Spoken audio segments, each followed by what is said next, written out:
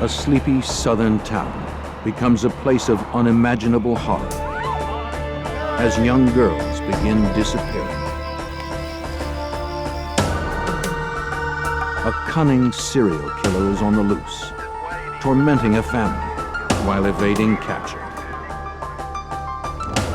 Until investigators could find a way to stop him, he would continue his hunt for more victims.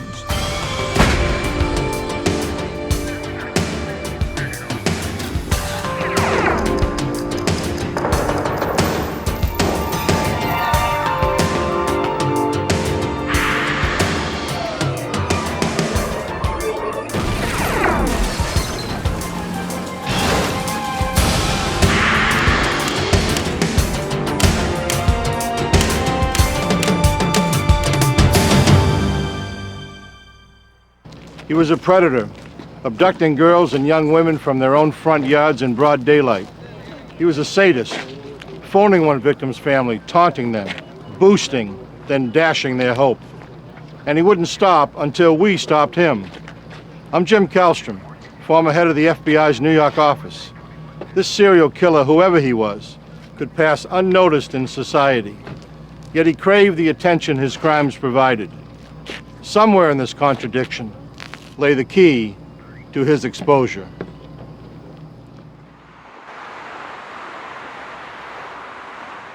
May 31st, 1985. The afternoon sun over South Carolina roasted the town of Lexington to a blistering 100 degrees. Sherry Faye Smith had found relief from the heat at a pool party with her boyfriend and fellow high school seniors.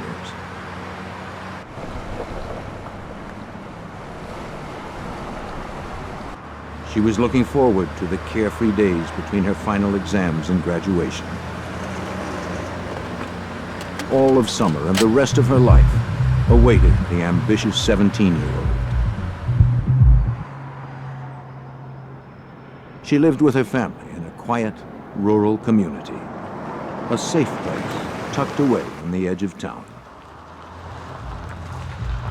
The Smiths' home sat on a generous lot of dense woods. The house was about 200 yards from the road. Sherry's dad, Robert Smith, served as a local pastor. This Friday afternoon, he worked at home in his second-floor office. He looked up from his studies to see his daughter pulling into the driveway and stopping to get the mail. In the next few moments, life in Lexington, South Carolina, changed forever. Expecting Sherry to walk in the house, Mr. Smith looked out the window again. He noticed her car remained near the mailbox, but she was nowhere in sight. Immediately, he felt something was odd. He decided to take a look. Sherry suffered from diabetes. With her blood sugar out of balance, she might become disoriented or incapacitated.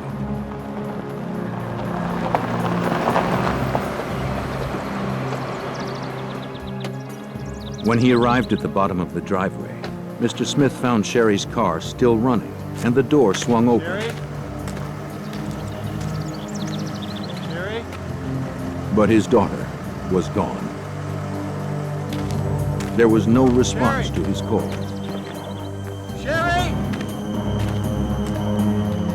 His mind began to race as he imagined the possibilities. Could she be lying in the woods somewhere, unconscious or in shock? Sherry! He yelled louder as he grew more frantic with worry. Sherry! There was no sign of her anywhere. Sherry was gone. Mr. Smith immediately called for help. The assistant sheriff of Lexington County responded to the call. The distraught father explained that Sherry was not the type to just run off. I'm not sure what happened, but how much time did it take? She was responsible, warm, and well-adjusted. Not the sort of teenager to run away.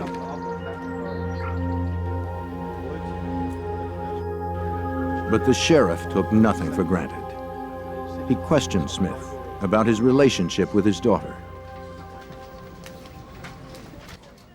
Today, more than a decade later, Assistant Sheriff Lewis McCarty vividly recalls his impressions of the Smith family during his first conversation with Sherry's father. We discussed his daughter's grades, what kind of child she was. It was determined that there was no animosity between mother and father and daughter. The Smith family was a very, very close-knit family, a very religious family. You just had the sixth sense that they were extremely close, that this child would not have run away on her own. The investigator couldn't shake the feeling that something bad had happened to Sherry Smith. And the same intuition told him it had nothing to do with her medical condition. Every minute that passed increased the likelihood that Sherry might never be found. Knowing this, the sheriff called for assistance, bypassing the 24-hour waiting period required before officially classifying an individual as a missing person. While waiting for the other officers to arrive, the sheriff and Robert Smith retraced Sherry's steps, careful not to destroy any possible evidence. But the naked eye search yielded nothing. They had to wait for more equipment and expertise.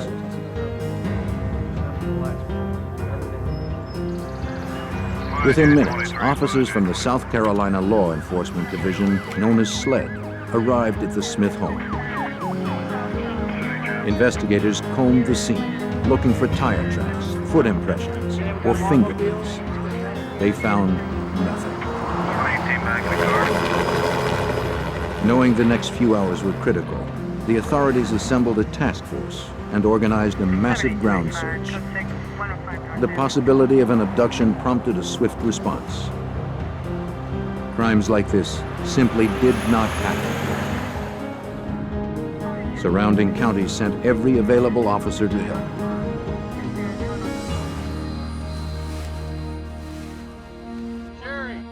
Word of Sherry's disappearance spread quickly through the close-knit community of Lexington. Hundreds of local residents offered to participate in the search. Still, they found no trace of the young woman.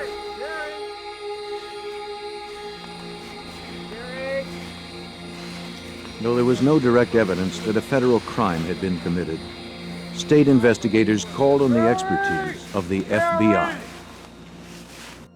They wanted the Bureau to unofficially advise in the search and to assist in the investigation. Special Agent John Vollmer from the FBI's Columbia office was dispatched to the Smiths' house the next morning.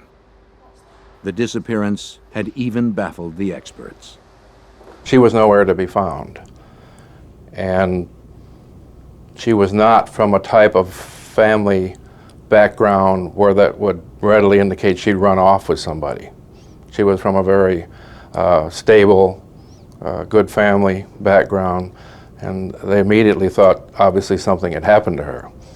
But we had no idea at that point what.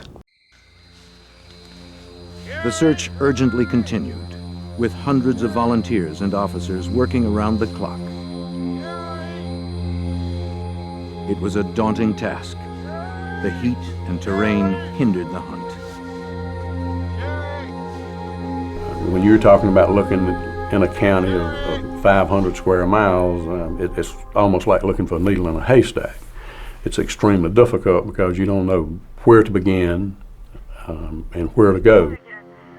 2 long, hot days of searching passed, and still there was no sign of Sherry. It grew more and more likely that this was an abduction. Horrified that a crime like this could happen in their town, the residents of Lexington were gripped by fear. Children were not seen without their parents. No one went anywhere alone. With every hour that passed, investigators hoped there was still enough time to find Sherry unharmed.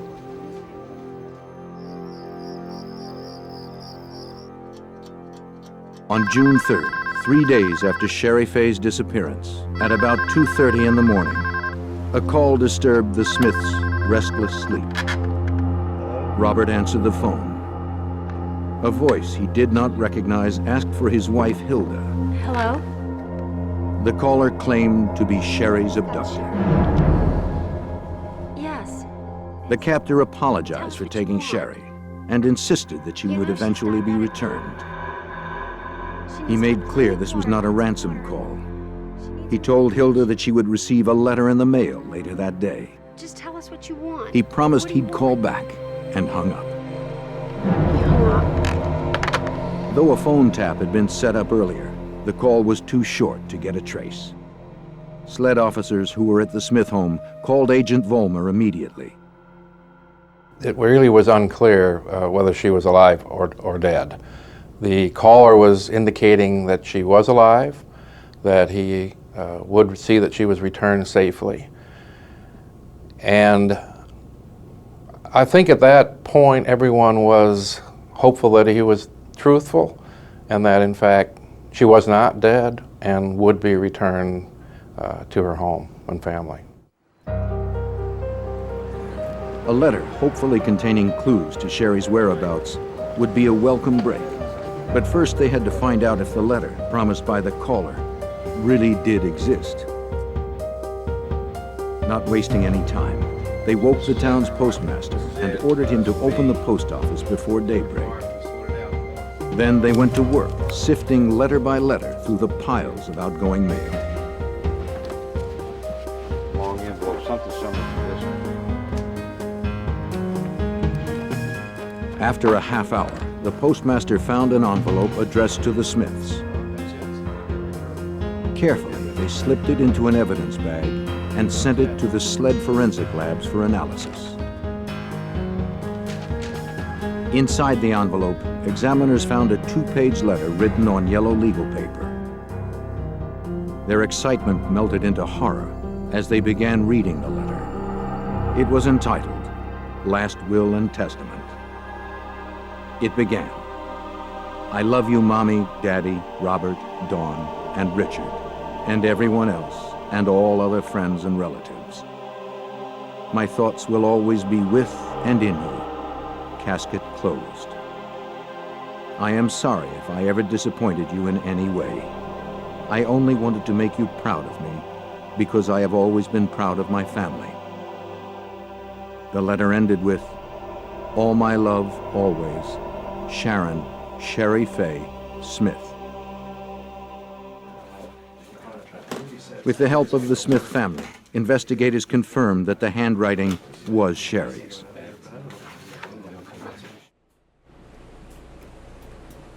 Lab examiners began the painstaking task of analyzing the letter.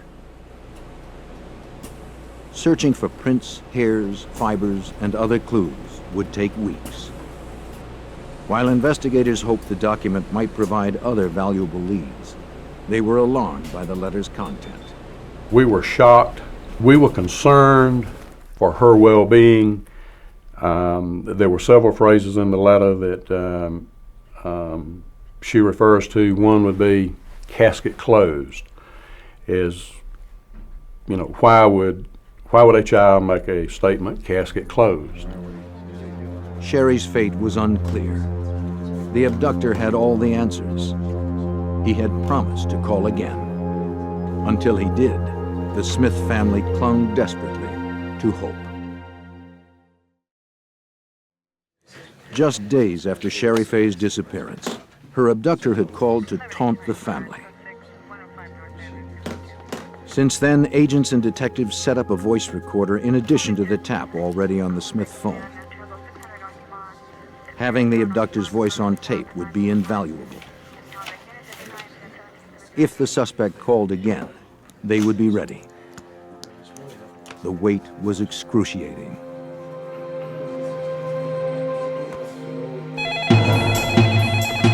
At 8 o'clock on the evening of June 3rd, the phone rang. Go ahead and answer it. Try to stay on the phone as long as possible. Hello? It was the voice from the night before. He spoke to Hilda. Did you receive the letter today? Yes, I did. Okay, so you know now that this is not a hoax call. Yes, I know that. Okay, listen real carefully. I got to hurry. I know these calls are being traced. Is Sherry with you?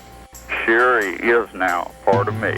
Physically, mentally, emotionally, spiritually, our souls are one now. Your souls are one now with Sherry? Yes, and we're trying to work this out. So please do what we ask. The trace had been successful. Go ahead, US 1. The suspect had called from a phone booth about 20 miles away from the Smith home. A network of sheriff's deputies staking out the area raced to the scene, hoping to catch the caller still on the phone. But when they arrived, all they found was a phone dangling off the hook. Area, any cars? Give me plates, any cars leaving the immediate area right now. He had slipped away, leaving nothing behind, not even fingerprints. They just missed him. Sherry's older sister, Dawn, recollects the agonizing uncertainty. I didn't really understand what was going on at the time. I didn't understand that he was a very sick person. I'd never dealt with anybody like that in my life. But I really believed that he was taking care of her and that there had to be some reason for the madness of Sherry being taken. On the surface, the abductor's phone conversations revealed nothing about Sherry's whereabouts. However, for the FBI, the phone calls offered the first glimpse inside the mind of this twisted predator. It would be up to FBI profilers in the Investigative Support Unit at Quantico, Virginia, to penetrate this criminal's mind. John Douglas pioneered behavioral profiling for the FBI. He and others developed the investigative tool from over 25 years of interviews with convicted killers, arsonists, rapists, and bombers. When someone asks for a profile, what they're looking for are characteristics, which includes gender, includes age, race, sometimes body typing, educational level, occupational type. To determine these characteristics, the profiler attempts to think like the killer. He tries to uncover his motivations. Examining every aspect of a crime reveals patterns of behavior. What emerges is a profile describing the type of person the killer will most likely be. After scrutinizing every detail of Sherry's abduction, Douglas generated a 22-point profile of the suspect. He painted the abductor as a white male, in his late 20s to early 30s, with above-average intelligence. He would most likely work as a blue-collar day laborer. Because it sounded as if the killer had electronically distorted his voice, he probably worked in electrical contracting. He would have a prior criminal record. Douglas also suggested he lived locally. The tone and content of his phone calls indicated he was an asocial obsessive-compulsive. If the stress of everyday life became too great, he would break down. He would then feel compelled to compensate for his own inadequacies through violent actions. He's the type of guy that feels like one grain of sand on a beach where there are billions and billions of grains of sand. He feels like nothing. He feels like a nobody. And how can this nobody, this personality, this person who's probably overweight, low self-esteem, unattractive, how can he become a somebody? He'll go after victims that there was no chance that he would ever come in contact with someone like a Sherry Faye Smith. And so for the first time in their life, they can be powerful. On Wednesday, June 5th, the Smiths received another call. This time, he gave the family directions to where they would find Sherry. Listen carefully. Take Highway 378 west to traffic circle. Turn left at white frame building. 6 feet beyond, we're waiting. God chose us.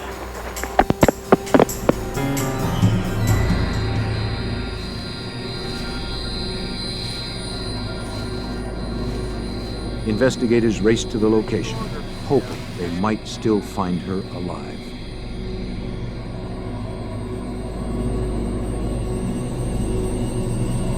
Six days after her mysterious disappearance, investigators found the body of Sherry Faye Smith.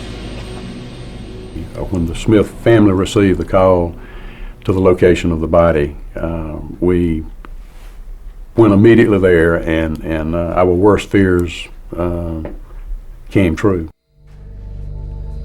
Sherry's body had been laid in the woods of Saluda County, some 17 miles from the home from which she vanished.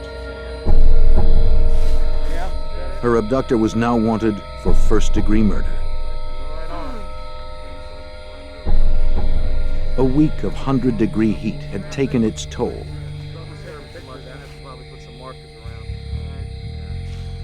The body's advanced state of decay worked in the killer's favor. The medical examiner could not determine the exact cause and time of death. To John Douglas, the location and condition of the crime scene provided further insight into the suspect's mind.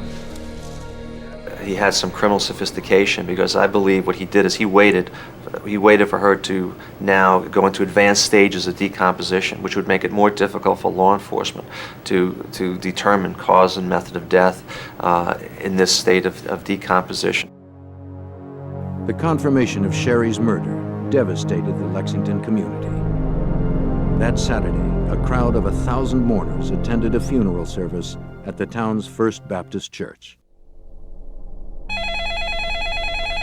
That evening, following Sherry's funeral, the killer could not resist inflicting more torment. Well, may I speak to Mrs. Smith? Sherry's Aunt Beverly answered the phone.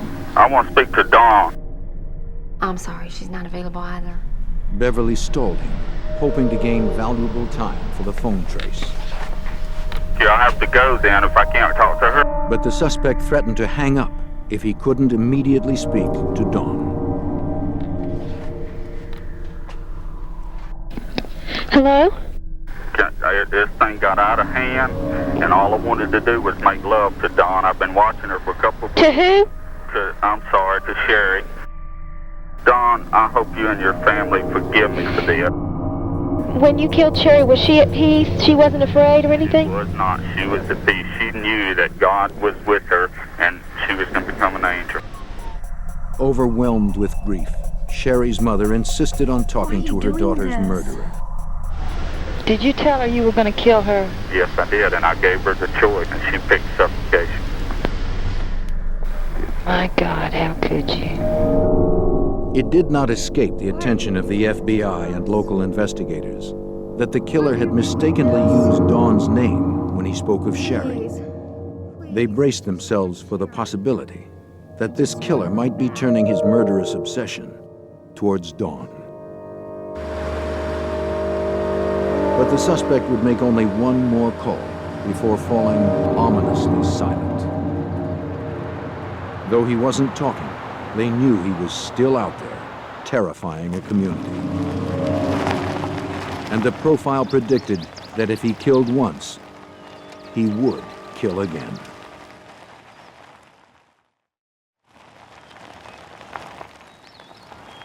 In June 1985, FBI investigators continued to hunt the kidnapper and killer of 17-year-old Sherry Smith. While investigators focused on the Smith murder, the elusive predator pursued other plans. On Friday, June 14th, 2 weeks after Sherry's abduction, a man grabbed Deborah May Helmick from her front yard in Richland County as she played with her brother. She was just 9 years old. The child's screaming alerted a neighbor. But the woman was not fast enough. The abductor managed to slip away in broad daylight.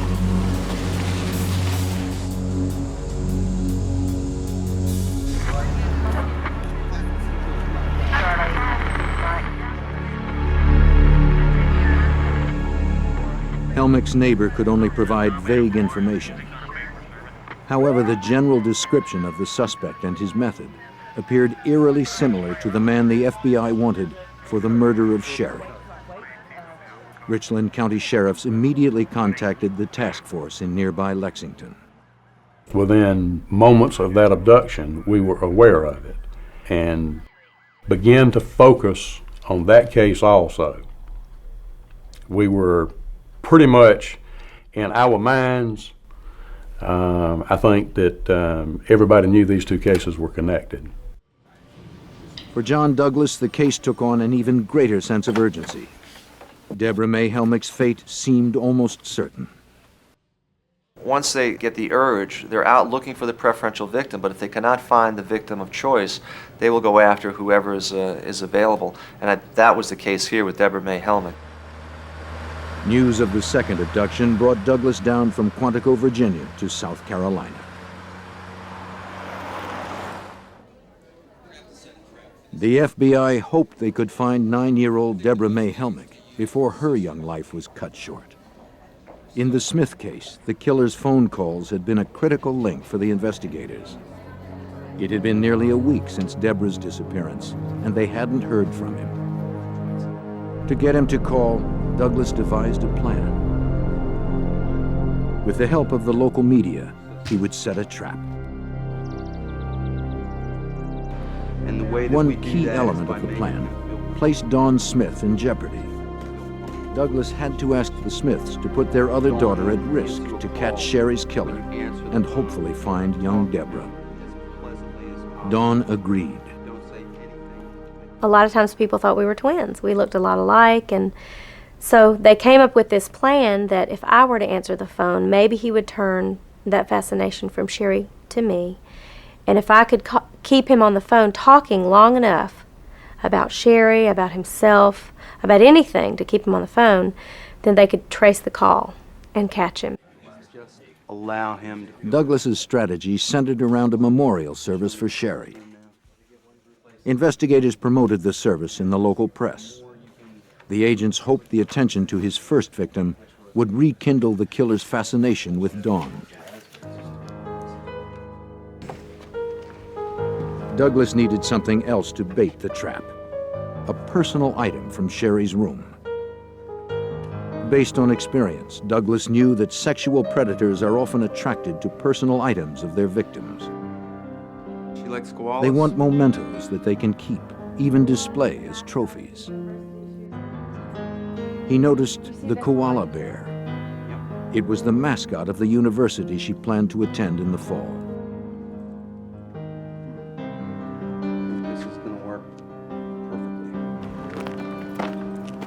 The day of the memorial service, plainclothed agents swarmed the grounds, hoping their suspect would visit the cemetery.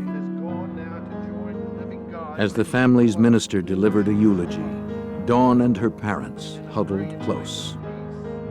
Though Dawn had willingly volunteered to lure the killer to the trap, the danger it presented weighed on everyone's mind. There was no telling what the suspect might do. The security around Dawn was heightened. We were extremely concerned about Dawn becoming a victim. Then, as planned, Dawn placed some flowers and the koala bear on her sister's grave.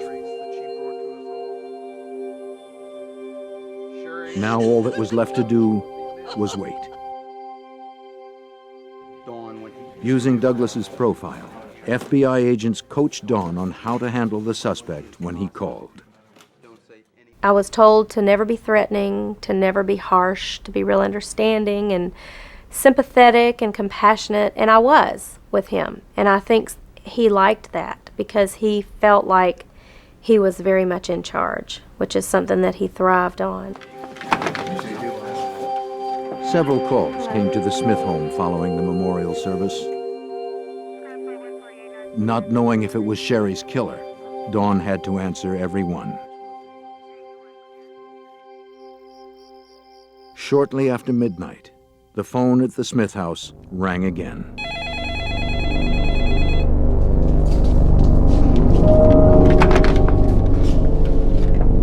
Hello? I would like to talk to Dawn Smith from Sherry. Will you back to the call? Yes. Go ahead, please. As Douglas had hoped, the culprit took the bait. And, as anticipated, the killer had turned his focus to Dawn. You can't be protected all the time. He made it clear to her that she was going to be his next victim. You know, God wants you to join Cherry Bay. It's just a matter of time. This month. Despite the threat, Dawn kept him on the line, enduring abuse from the man who murdered her sister, while officials traced the origin of the call. Richland County? Yeah, okay, listen carefully. Go 1 north. Then, before hanging up, the killer offered directions. Turn right. Deborah May is waiting. God forgive us all.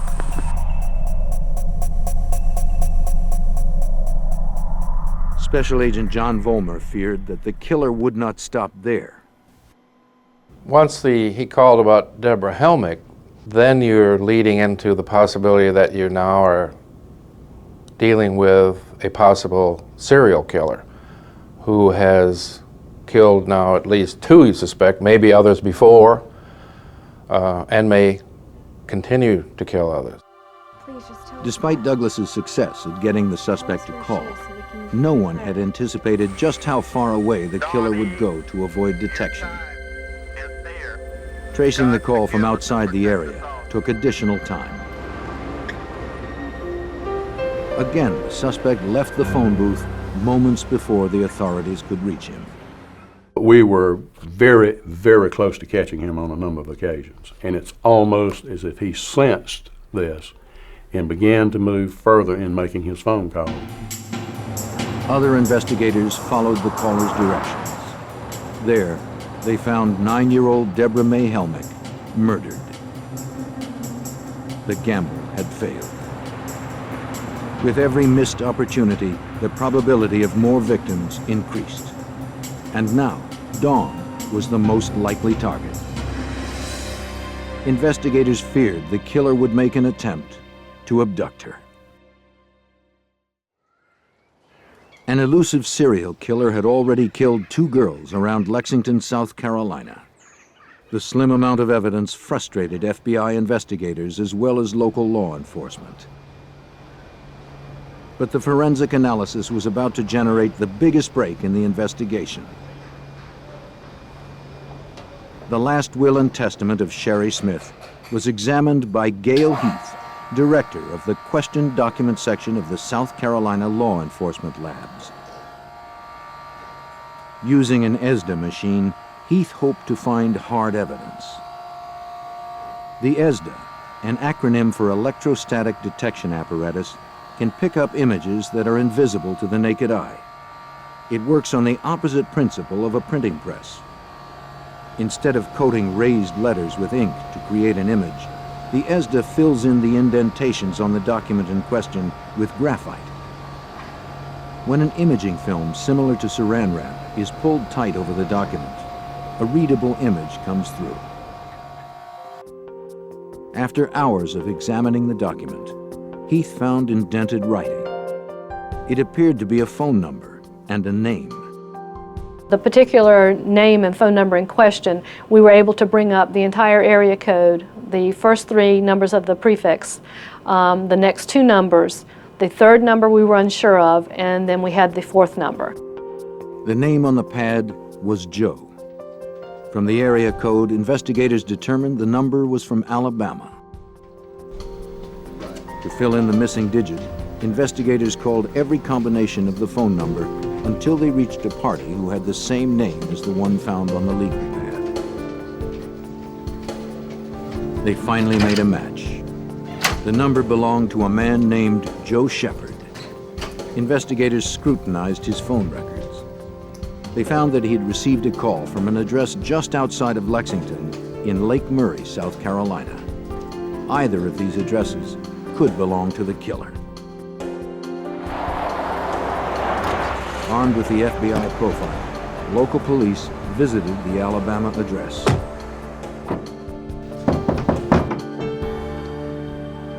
How you doing? You Mr. Shepard? They met Joe Shepard. He didn't match the killer's profile. Even though he was not a suspect, he could still be an important link to the killer. Police had to find out the connection between him and the Lake Murray, South Carolina phone call. Shepard explained it came from his parents' home. South Carolina officers verified that the address belonged to Joe Shepard's parents, Ellis and Sharon Shepard.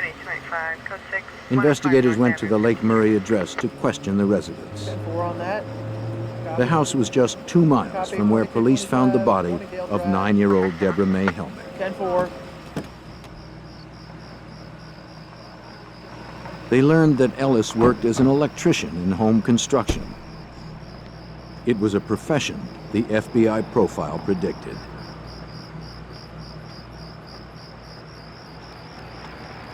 As the officers knocked on the door, a car pulled into the driveway.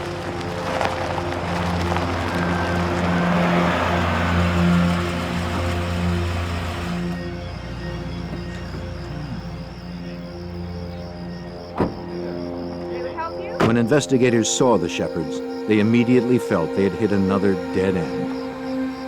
Besides Ellis Shepard's profession, nothing else seemed to fit the profile. They questioned them anyway. The Shepards told them that they had recently returned from a 6-week trip. The officers casually asked if the couple knew about the Smith and Helmick murders. With every question, the police noticed Mrs. Shepard becoming more concerned. The Shepards were beginning to suspect their house sitter, Larry Jean Bell. As they described Bell, elements of the profile fell into place. He was a white male, in his 30s, who lived with his parents. He sometimes assisted Ellis in home construction. Just days earlier, when the Shepards returned from the vacation, Bell had picked them up from the airport. He talked to the Shepards at length about the cases. He was closely following the news of the murders.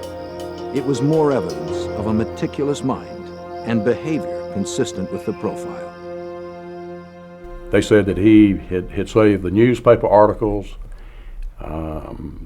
told them all about the case in great detail from the airport back to their residence. Again, it was uncanny how much this profile was on track. The detectives asked if they could see the inside of the house. Suspecting the killer had used a weapon to force Sherry Smith into the car, they asked Ellis Shepard if he owned a gun. Shepard led them to a drawer where he kept his revolver. Last time I used this gun. To his surprise, the gun was gone. Got a good idea. The officers asked the couple to accompany them to the precinct. They wanted the Shepards to listen to recordings of the killer's calls to the Smith family. The investigators needed to know if the voice on the recordings belonged to their house sitter.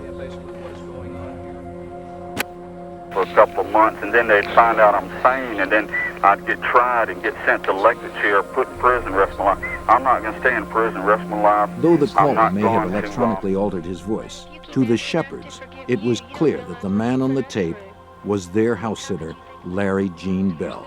I filled in all the holes and everything. We were all extremely elated. We could not show any emotion, but we knew that we had the case at that point. We had our man. She said 12 or something, but anyway. The Shepards told the police that they expected Bell to return to their home at 7:30 the next morning for work. We're going to have a Detective Perry take you outside. Investigators staked out Bell's residence. This time, there was no way he could elude capture.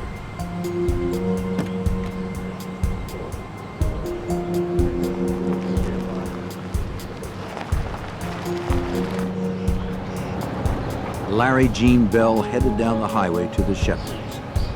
He failed to notice the unmarked police car following behind him. The officers radioed to another car waiting to cut him off at the approaching intersection.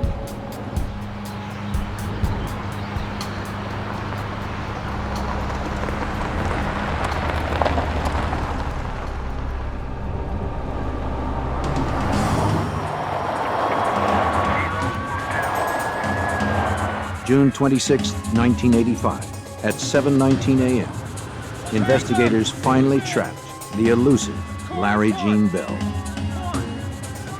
This time, it was the investigators who were one step ahead. Bell was arrested without resistance and taken to the precinct for questioning. With Bell now in custody, investigators still needed to build an airtight case to make sure he would never be free to kill again.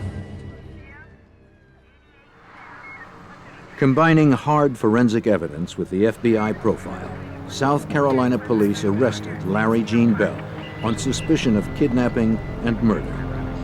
But now they had to prove beyond any doubt that he was indeed the killer of Sherry Smith and Deborah May Helmer. It was up to Lexington County Solicitor Donald Myers to make the case. A career prosecutor, Myers was determined to convict the killer who had so horrifically taunted his victim's family. I did not like Larry Gene Bell even before I knew him. And I knew that this was probably the most publicized case that we would ever had. The most publicized in South Carolina up to that time. And I pretty much committed myself to go after him with everything I had. Though there was powerful evidence against Bell, it was only circumstantial. Still, in the state of South Carolina, a confession could guarantee the maximum sentence. Myers needed to make sure that Bell would never be able to take another life. Stacked up against him. He wanted a confession. He's facing a mountain of evidence. Again, they called on the FBI to help. They recommended setting up an interrogation room that would elicit a self-incriminating statement. For instance, a map showing where the phone calls were made, some pictures of the victim so that he's aware as he looks about the room to remind him of the victim. You might have fingerprint cards on the table.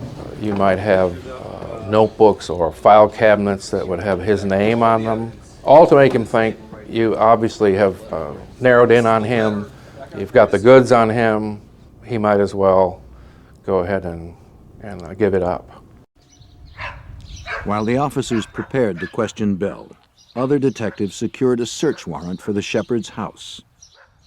For the next 12 hours, the forensic team combed every square inch of the home, looking for anything that would firmly connect Bell to the crimes. As the profile predicted, the house was in perfect order. It was meticulously cleaned, vacuumed, and dusted, particularly in the room where Larry Gene Bell had been staying. But beneath the orderly exterior, the team uncovered evidence of his deviance. The bed's pristine sheets concealed a thin, dirty mattress, and beneath that lay a porn magazine and a handgun that matched the description of Mr. Shepherd's missing .38.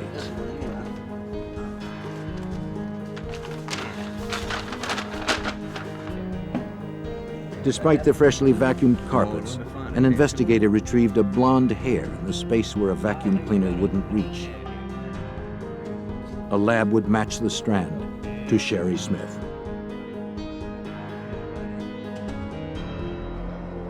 Well, how are you this afternoon? While the investigators continued the search for evidence at the Shepherd's home, detectives at the interrogation carried out the FBI's strategy. First, they made sure Bell was comfortable. As advised by Douglas, they spoke to the suspect in a non-threatening way. They pretended to empathize with him, to understand his pain, in order to pry him open. They walked their suspect through the growing mound of evidence condemning him. At every chance, they reminded him of the victims. Bell denied everything. However, he did make a curious request. He wanted to meet Dawn and Hilda Smith. Hoping the mother and sister of his first victim might stir a confession, the Smiths agreed.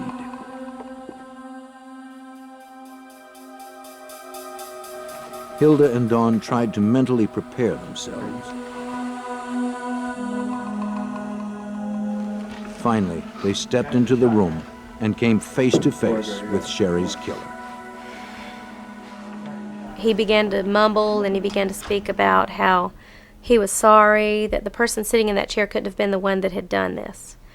But another Larry Bell could have been the one. He really didn't make a lot of sense. And so I remember sitting there, I remember looking at him, I remember listening to him, and I really just felt disgust. That I knew this was the man. And he wasn't even man enough to say, I did it, I'm sorry.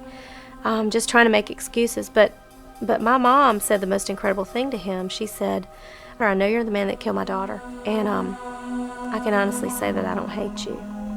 And he got teary. But Bell's emotional break went only to the point of tears. He never made the confession authorities wanted.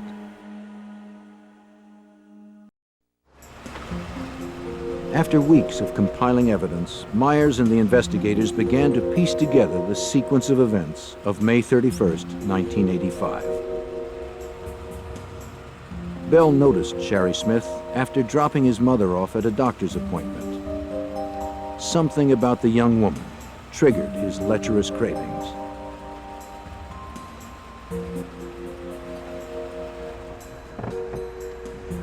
As she left the parking lot, Bell followed. His desire shattered what little restraint he possessed. He never let her out of his sight. Sherry did not notice the car following her down the road. She pulled into the driveway and stopped at the mailbox.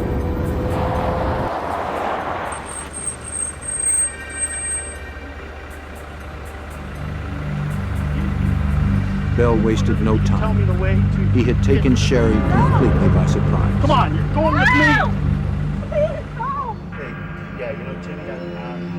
He brought Sherry to the shepherd's house on Lake Murray. Bell then canceled dinner with friends. He told them he wanted to stay at the shepherd's and watch a baseball game. He had already tied Sherry to the bed. The evidence showed that Sherry had been raped.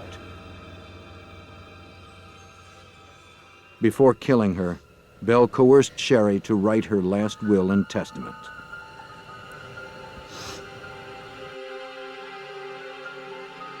"12 hours after she disappeared, he covered her mouth with duct tape and suffocated her. Investigators believed that she was dead by 4:58 a.m., the time Bell claimed that their souls became one. It took less than 1 hour for 12 South Carolinians to find Bell guilty of first-degree murder. Myers prosecuted Bell in a separate trial for the murder of 9-year-old Deborah May Helmick. He was found guilty a second time. With Bell's conviction, the Smith family could begin to rebuild their lives. There was a sense of relief that, okay, now he can't do this to me, he can't do this to anybody else, and he will be put away. Larry Gene Bell paid the ultimate price for his sadistic crimes. On October 4th, 1996, he was put to death in South Carolina's electric chair. Though the loss of Sherry Smith and Deborah May Helmick will always be felt, life in Lexington has slowly returned to normal. With skill and determination, the South Carolina law enforcement community and the FBI brought closure to a grieving town by ending the deadly game of cat and mouse.